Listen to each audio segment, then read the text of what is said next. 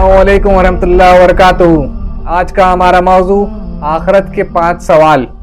आखरत के सवाल के ताल्लुक से आज आपके सामने कुरान और हदीस की रोशनी में कुछ बातें रखने की कोशिश करूंगा।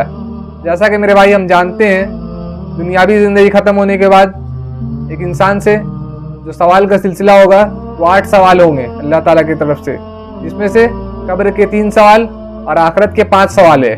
कब्र के 3 सवाल जो कि मैंने पहले ही आपके सामने दूसरे वीडियो में रख चुका हूँ। आज आखरत के 5 सवाल के ताल्लुक से आपके सामने कुछ बातें रखने की कोशिश करूँगा।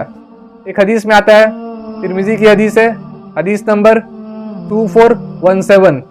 अबू बर्ज़ा रज़ियल्लाहु अन्हु से रिवायत है कि आप सल्लल्लाहु अलैहि वसल्लम ने फरमाया, क़यामत के दिन बंदा अपने कदम उस वक्त तक नहीं हटा पाएगा जब तक कि वो इन 5 सवालों का जवाब नहीं दे सके।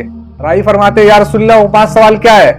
आप सल्लल्लाहु अलैहि वसल्लम ने फरमाया, वो 5 सवाल ये है, मैं एक एक करके आपके सामने रख देता हूँ। पहले नंबर पर जो आप सल्लल्लाहु अलैहि वसल्लम ने फरमाया, जो सवाल होगा बंदे से, वो सवाल ये होगा, उम्र कहाँ लगाई? उम्र के ताल्लुक से सवाल होगा मेरे भाई, ये उम्र कहाँ लगाई।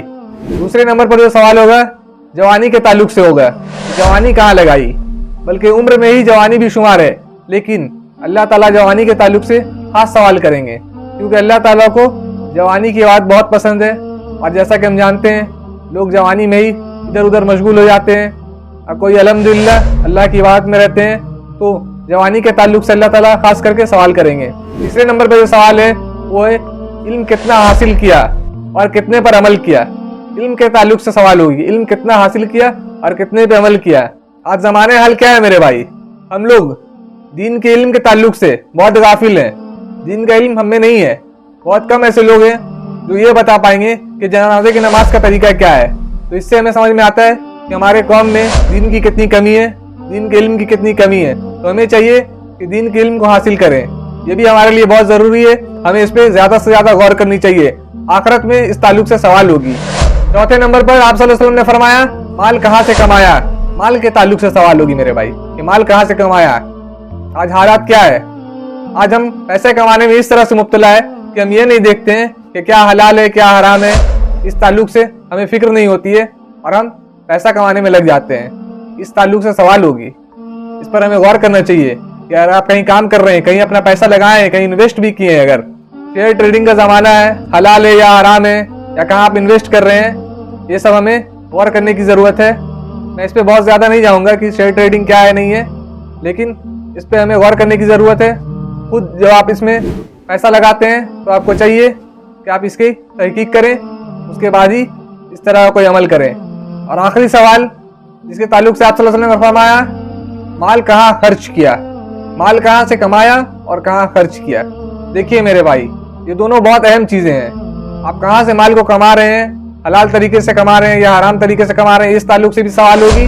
और कहाँ खर्च कर रहे हैं, ये भी बहुत अहम चीज़ है। हलाल जगह में खर्च कर रहे हैं या हराम जगह में खर्च कर रहे हैं। अपने पैसों का सही इस्तेमाल करना भी हमारे लिए बहुत ज़्यादा ज़रूरी है। इसलिए हमें चाहिए कि इन चीज़ों पर ख़ास तौर पर गौर करें। क़यामत के दिन अल्लाह के अफजल बंदे वो होंगे अल-हमदून, जो अल्लाह के सबसे ज़्यादा तारीफ़ करने वाले होंगे। आप सल्लल्लाहु अलैहि वसल्लम फरमा रहे हैं, क़यामत के दिन अल्लाह के अफजल बंदे वो होंगे जो अल्लाह के सबसे ज़्यादा तारीफ़ करने वाले होंगे। अल्लाह की तारीफ़ के ताल्लुक से एक हदीस में आता है, सही मुस्लिम की हदीस है, कि आप सल्लल्लाहु अलैहि वसल्लम ने फरमाया, एक बंदा जब दिल से अल्हम्दुलिल्लाह कहता है तो अल्लाह ताला कल क़यामत के दिन उसके तराजू के दोनों पल्ले नेकियों से भर देंगे। कितनी बड़ी फजीलत है मेरे भाई अल्हम्दुलिल्लाह की। एक बंदा जो अल्हम्दुलिल्लाह दिल से कहता है, आप सल्लल्लाहु अलैहि वसल्लम फरमा रहे हैं कि अल्लाह ताला उस बंदे के तराजू के दोनों पल्लों को नेकियों से भर देंगे। ये बहुत बड़ी फजीलत है।